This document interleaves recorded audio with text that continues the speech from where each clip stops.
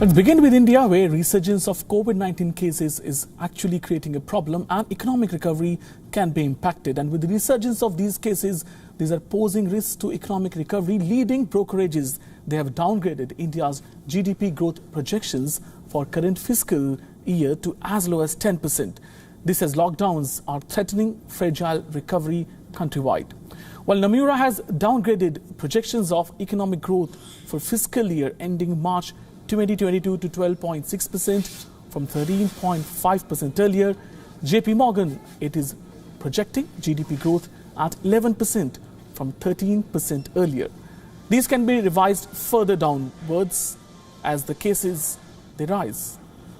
Meanwhile, UBS is seeing 10% GDP growth. It's down from 11.5% earlier, and Citi has downgraded growth to 12%.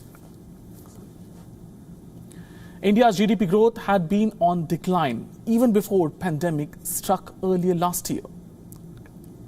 From a growth rate of 8.3% in FY'17 GDP expansion, it dipped to 6.8% and 6.5% in following 2 years, and to 4% in 29 and 20.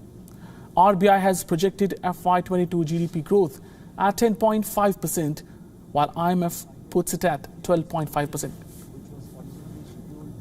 World Bank sees 2021-22 growth at 10.1%. The pandemic caseload in India has been surging and it is hitting new records every day for past fortnight. UBS, it expects current mobility restrictions to remain in place until end of May and then be lifted. And it assumes that activity is largely back to normal by end June. Some brokerages, they have said if COVID-19 situation is not brought under control, then there could be a period of multiple growth revisions like last year, stating that Maharashtra lockdown is an aberration, and Credit Suisse, it said it would shut 1.5% GDP for 15 days.